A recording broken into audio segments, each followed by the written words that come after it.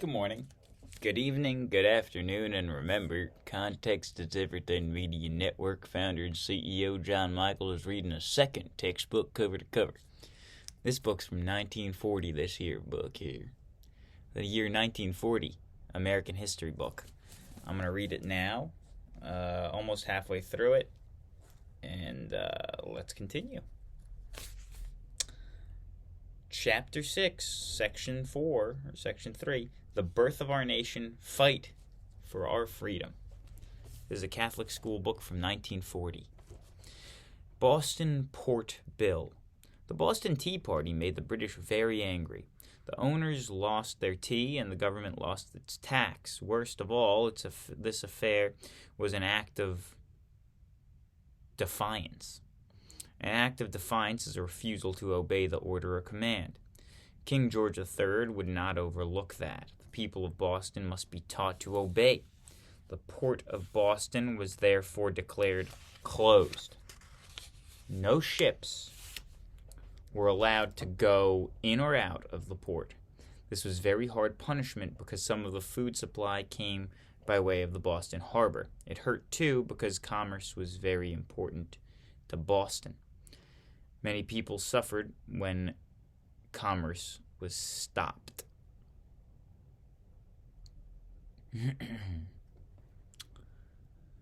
When the people in the other colonies heard of the trouble of their friends in Massachusetts, they planned to aid them. Food supplies were sent overland to Boston so that the people would not go hungry. General Gage's measures. Gage meaning a guy's name. General Thomas Gage was a British commander in charge of the troops at Boston. He began to fear serious trouble. His main quarrel was with the Massachusetts Assembly.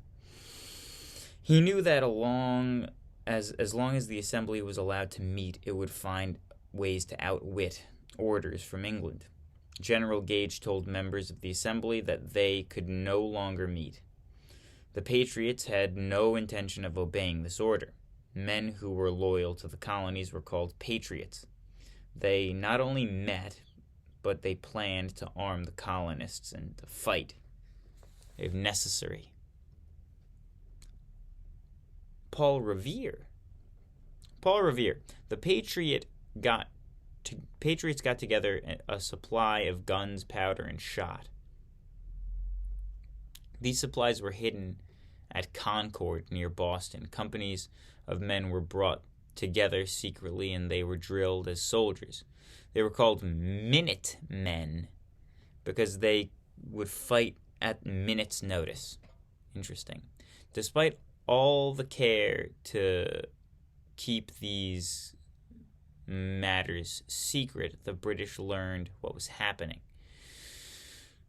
A force of British soldiers was sent from Boston to Concord to capture the American supplies. The Americans had been watching the British closely. The night before they marched out, news of their plan was signaled to the patriot, Paul Revere. Paul Revere mounted his fast horse. He galloped along the road over which the British planned to march. At each patriot's home he cried out a warning. The British are coming.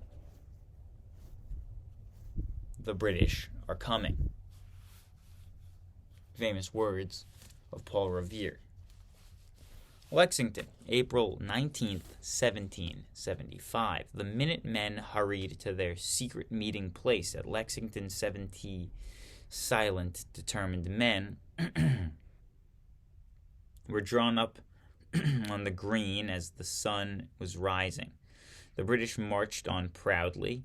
Their red coats were brilliant in the sun. Captain John Parker of the Minutemen spoke a few words to his soldiers. Stand your ground. Don't fire unless fired upon, but if they mean to have war, let it begin here, he said. The British meant war. Major John Pitcairn, the British commander, called out, "Disperse, ye rebels, disperse!" Not a man moved. The English commander gave the order, "Fire!" 8 Minutemen fell dead.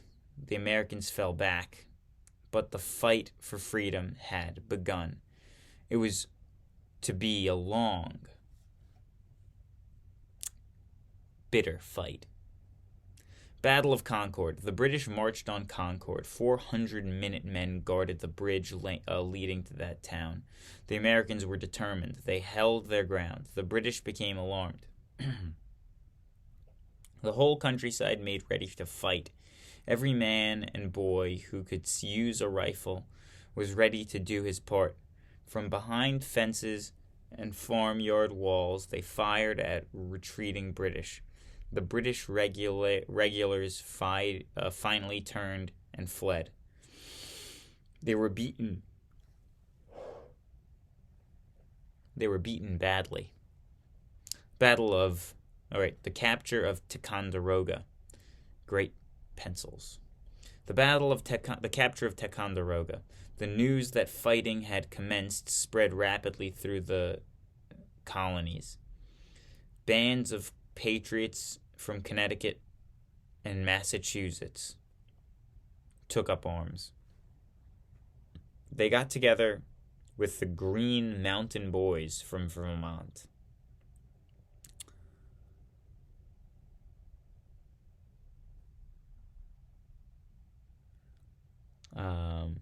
This force, led by Ethan Allen, made an attack upon Fort Ticonderoga in New York.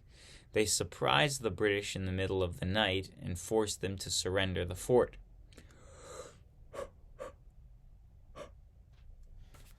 Valuable cannon supplies were also surrendered. The Americans needed these supplies. The Battle of Bunker Hill.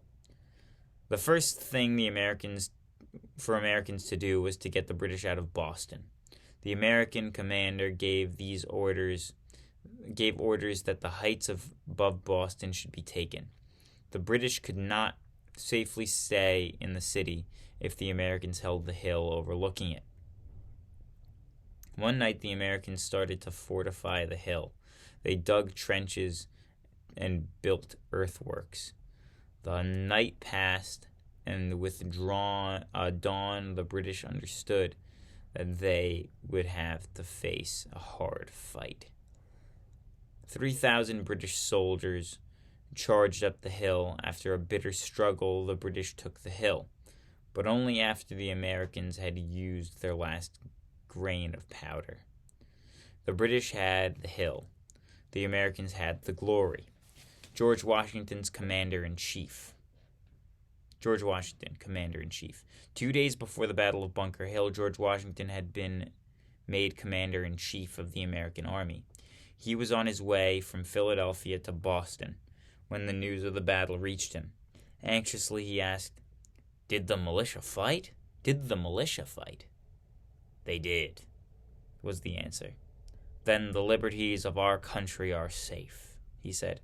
American liberty was indeed safe. It was in the care of the immortal George Washington. Boston was in the hands of the Americans within a year. General William Howe sailed from Boston to Halifax, taking British Army with him. A few months later, the American colonies declared their independence. Declaration of Independence. The Continental Congress. We have already learned of that the important men from the different colonies met in Philadelphia. The idea was this meeting was to get the colonies. The idea of this meeting was to get the colonies to unite. Wise men in America were clearly. Wise men in America saw clearly that the colonists must stand together and refuse to obey all unjust laws. This meeting of the colonists was called the First Continental Congress. It met in 1774. American freedom. Once the war had begun, it became clear to many American leaders that America ought to forever be free from England. At the Second Continental Congress, the question was debated. Finally, a committee was appointed to draw up a document. Thomas Jefferson wrote it in simple language. The document was the Declaration of Independence. It contains ideas about rights of the people, and it lists many complaints against the King of England. The Declaration of Independence was adopted July 4th, 1776. This date then is really the birthday of the United States of America. The war was now fought for independence. That is why it is often called the War for Independence. Many people refer to this war as the Revolutionary War, or the Revolution. Revolution means change. The American Revolution means a change in government from England to American. Of the long struggle. How long is this chapter? My goodness. The long struggle. The British at first thought that General Washington could easily be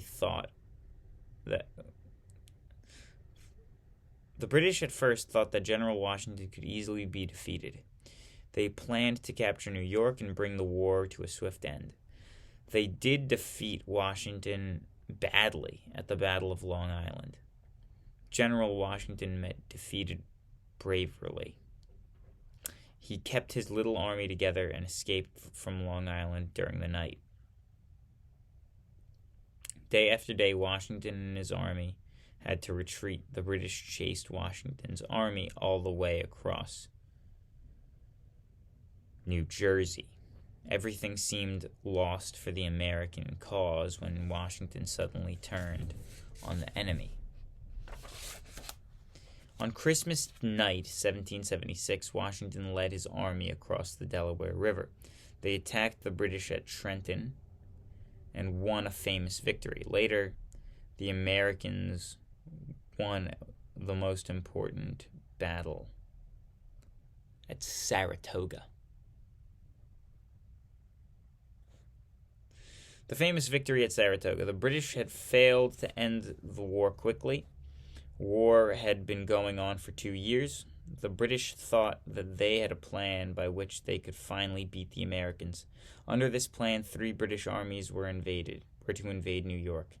The first was to come down from Canada. The second was to go up to New York City.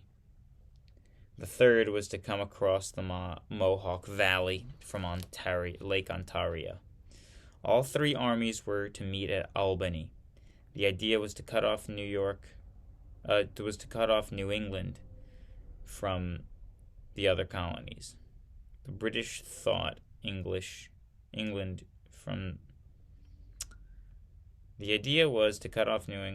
The British thought that each section could be beaten separately. The plan looked well on paper, but it turned out to be a failure. The army was to cross the Mohawk Valley was beaten by Americans near Fort Stanwix. The army that was to march north of New York City never got started. This army moved south and captured Philadelphia. General John Burgoyne, who led the main army, was badly beaten at Saratoga. He had to surrender his entire force. This American victory meant more than just winning the battle. After the American victory at Saratoga, France now helped openly with an army and fleet. Victory for the Americans seemed nearer, yet Washington's troubles were by no means over. Valley Forge. Before the winter of 1777, Washington led his army into Valley Forge, Pennsylvania. Here, the army set up winter quarters. What winter quarters they were. The men lived in rude shacks or shelters made of dead branches of trees. The winter was terribly cold, so that the miserable huts gave little protection. There was very little food. Even the animals fared badly. The horses starved to death.